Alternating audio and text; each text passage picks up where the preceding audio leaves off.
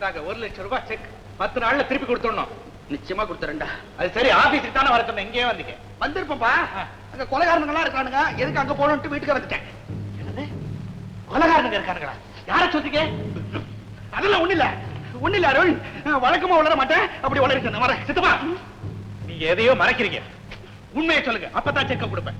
அறிவு கட்டுவேன், நான் ஒரு அறிவு கட்டுவேன். எம்பாயாலேயே நான் வம்புல மாட்டிட்டேன். அருண், நான் சொல்லிடுறேன்டா, ஆனா ஒண்ணு, அதை நீ வெளியே சொல்ல மாட்டேன்னு எனக்கு சத்தியம் செஞ்சு கொடு. சரி, சத்தியமா சொல்றது இல்ல, சொல்லுங்க. நம்ம ஆபீஸ்ல பிரபு இல்ல, பிரபு அவன் தான் கொலைக்காரன். ஆமா, ரவுடி ரங்கன் எனக்கு ஒரு எதிரி இருந்தான். அவனுக்கும் பிரபுக்கும் சண்டை போல இருக்கு. ஒரு நாள் பார்க்ல பிரபு கத்தியை எடுத்து சதக்குன்னு ரவுடி ரங்கனை குத்திட்டான். ஆல் ஸ்பாட்லயே அவுட். இத நீங்க ஏன் போலீஸுக்கு கம்ப்ளைண்ட் பண்ணிருக்க கூடாது?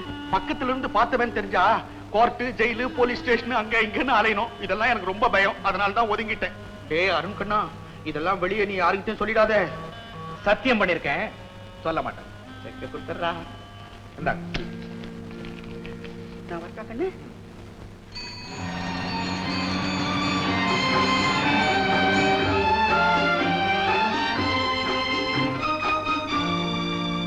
Good morning, good morning, good morning. யார் நீங்க? எனக்கு தெரியலையே. எனக்கு ஆளோ தெரியணும் அவசியம் இல்லை, இது எல்லாருக்கும் குட் மார்னிங் சொல்லும். ஐ ஆம் பிரான்சிஸ் லாரன்ஸ் வில்லியம் ஆண்டனி மெரோஷியஸ். மொரோஷியஸா? அது ஒரு தீவு பேர் இல்ல? என் பேரு அதுதான். அது சரி, என்ன நீ சாவி போட்டு பூட்டு தரகுது? இது ஏன் ரூம் சார்? பூட்டு திறக்கிறேன். உன் ரூம் இருந்தாலும் சாவி போட்டு பூட்டு தரகுது ரொம்ப தப்பு. உலகத்திலே பூட்டு சாவி எப்போ பிறந்தது? அப்போ முதல் தீஃப் திருடன் பிறந்தது. ஏன் காலையில என் உயிரை வாங்குறீங்க? யார் நீங்க? பக்கத்து ரூம்ல குடி. பக்கத்து ரூம்ல என்ன குடிக்க சொல்றீங்களா? நான் குடி. ஓ, நீங்க குடி இருக்கீங்களா? அது நான் மனுஷன் பத்தி ஆராய்ச்சி செய்து பெரிய புஸ்தகம் எழுத போகுது, அதனாலதான் இந்த கேள்வி எல்லாம் கேக்குது.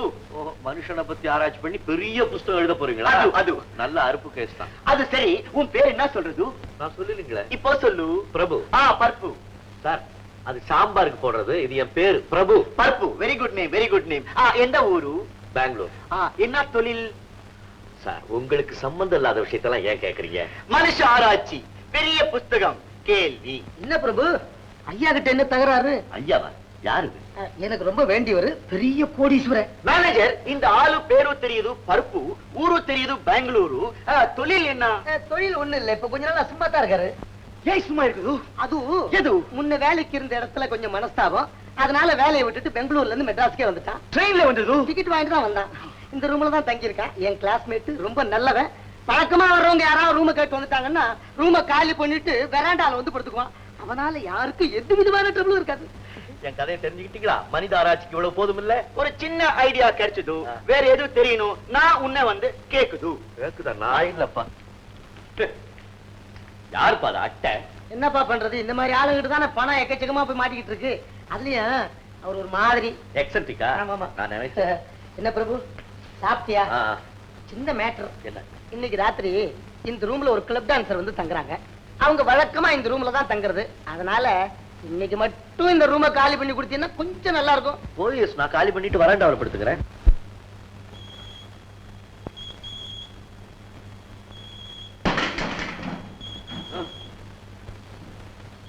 என்ன சத்தம்? அந்த பக்கம் எக்ஸென்ட்ரிக், இந்த பக்கம் கிளப் டான்சர்.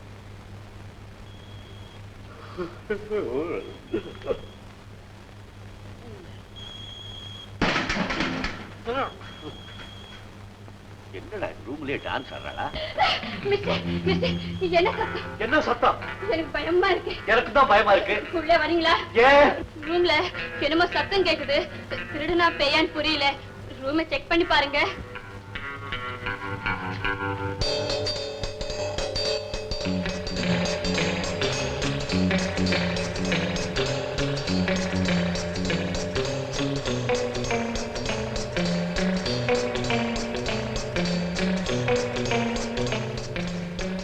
இங்க திருடன் இல்ல, பேயும் இல்ல, நீதான் இருக்கிற.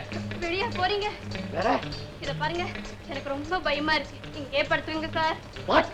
இங்கே படுக்கிறதா? அம்மாடி, ஐயோ, இதெல்லாம் கதவு பூட்டி இருக்கு. நான் தான் போட்டேன். ஏன் சார் இப்படி பயப்படுறீங்க? நான் உங்களை தூக்கியா முழுங்கிடுவேன். இங்கே படுத்துக்கங்க சார். இங்கேயா? கடவுளே.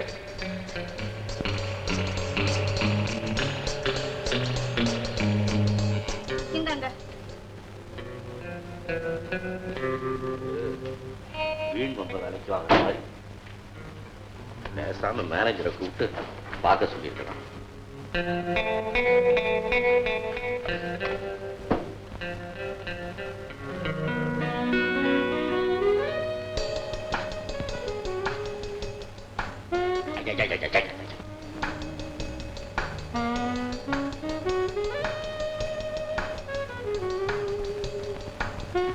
மகமாயி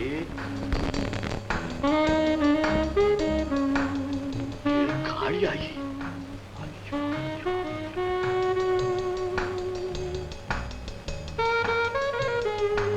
அம்மா தாயே பொம்பளை செய்யற வேலையாயுது.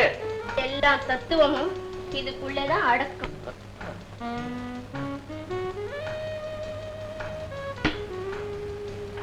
கொஞ்சம் போடுறது. நானா போடவா? தெரியாது. Don't worry. நான் சொல்லி தரேன். நான் வெளியே போறேன். இங்க பண்ணி அடிக்குதே. இங்க புயல் அடிக்குதே. சரி வேண்டாம் விட்டுடு.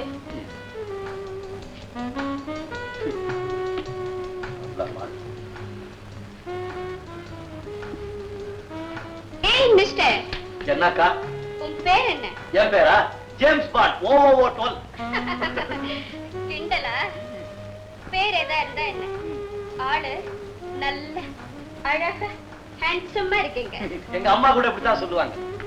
ஒரு டான்ஸ் ஆடவா? நான் எழுந்திருச்சு ஓடவா? வேண்டாம் வேண்டாம், பிடிக்கலன்னா விட்டுடு. என்ன விட்டுடுங்க, அவ விட மாட்டேங்க.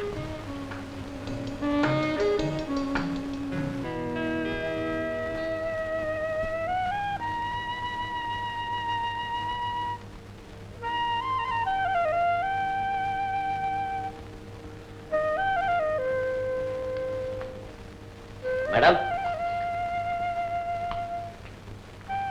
மேடம்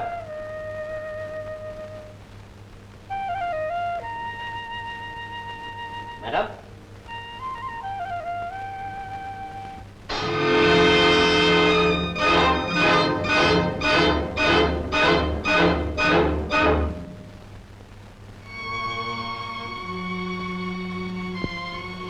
உத்தமரே, நான் ஒரு நடனமாகும்.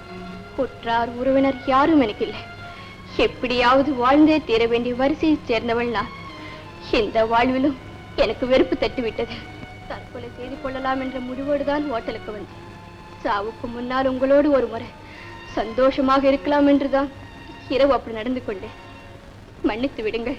இந்த கடிதம் உங்கள் கையில் இருக்கும்போது நான் பிணமாகி இருப்பேன்.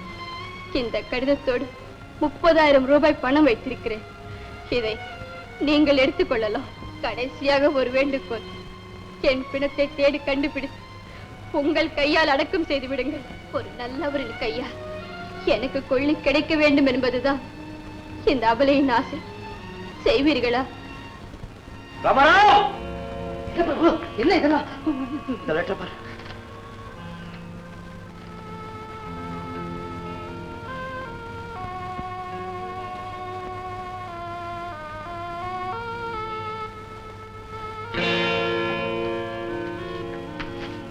இப்ப என்னப்பா செய்யறது? ஒண்ணும் செய்ய வேண்டாம். அதிர்ஷ்டம் உனக்கு அவர் ரூபத்துல வந்திருக்கு. என்ன சொல்ற? உன்னையும் இந்த ஹோட்டல்ல ஒரு ஷேர் ஹோல்டரா சேர்த்துக்கிறேன். சந்தடி பண்ணாம இந்த பணத்தை நம்ம 2 பேருமே பகிர்ந்துக்குவோம். அட பாவி, அவன் உயிருக்கு வேலை வச்சிருக்கா, அதுல போய் பங்கு கேட்கறிய? உழைக்க தெரியாத பிள்ளப்பா. லட்சத்துல ஒருத்தன் கூட சேர்ந்தாப்புல 30,000 ரூபாய் சம்பாதிக்க முடியாது. மொத்தமா பணம் கிடைச்சிருக்கு, இதை வேண்டாங்கிறியே. குறுக்கு வழியில கோடி ரூபாய் சம்பாதிக்கிறத விட நேர் வழியில 1 ரூபாய் சம்பாதிக்கிறது போதும். இந்த பணத்தை என்ன செய்யறதுன்னு எனக்கு தெரியும். இது ரொம்ப விசித்திரமான கேஸா இருக்கு. ஆமா சார், நடந்த உண்மையெல்லாம் நான் சொல்லிட்டேன். இதோ அவன் வச்சுட்டு போன பணம். மேற்கொண்டு நடவடிக்கை எடுக்க வேண்டியது உங்க பொறுப்பு. நான் வரேன்.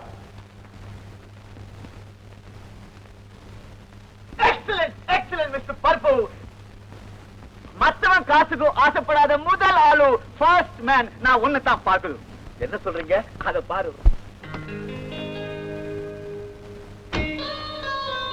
சார், இந்த பொண்ணு நேத்து ராத்திரி இந்த பொண்ணு ஒரு ரூமுக்கு வந்தது, அங்க நடந்தது எல்லாம் நான் செட்டப் பண்ண டிராமா. என் ரிக்வெஸ்ட் பேர்ல தான் அந்த பொண்ணு அப்படி செய்தது. நான் ஒரு ரிச் மேன். ஆனா நோ புள்ளே நோ குட்டி, ஒரு வாரிசு வேணும். அதுக்காக நான் ரொம்ப நாளா ஒரு நல்ல யோகியமான பையன் கிடைக்குதா அப்படின்னு டெஸ்ட் பண்ணிக்கிட்டே வருது. எல்லாரும் பயிலாட்டாங்க. நீ தான் ஃபர்ஸ்ட் மேன் பாஸ் ஆயிட்டு. நாளையில இருந்து என் ப்ராப்பர்ட்டி எல்லாத்துக்கும் நீ தான் வாரிசு.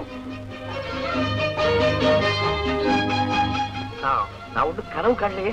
No no no no no no dream. இங்க நடந்த எல்லாத்தையும் இன்ஸ்பெக்டர் கிட்ட சொல்லுது. உடனே நீ என் கூட பெங்களூர் புறப்படுது. பெங்களூருக்கா? அங்கே லோட்டஸ் டெக்ஸ்டைல்ஸ் எனக்கு ஒரு பிசினஸ் இருக்குது. லோட்டஸ் டெக்ஸ்டைலுக்கு நீங்க? எஸ் எஸ், நேத்து வரைக்கும் நான் தான் அதுக்கு முதலாளி. இன்னையில இருந்து நீதான். வா வா வா, புறப்படுது புறப்படுது.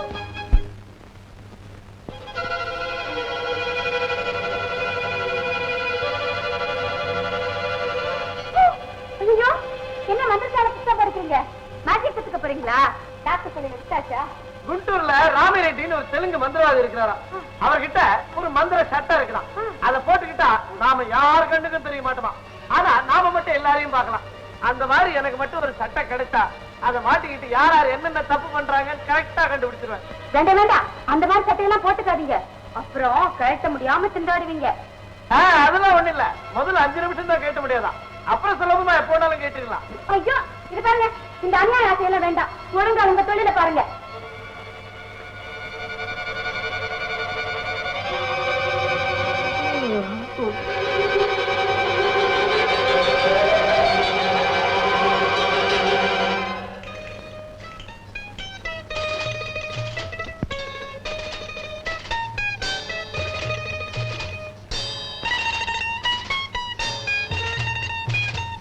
இந்த சட்டையை போட்டுக்கிட்டா யார் கண்ணுக்கும் தெரிய மாட்டேன் நானு.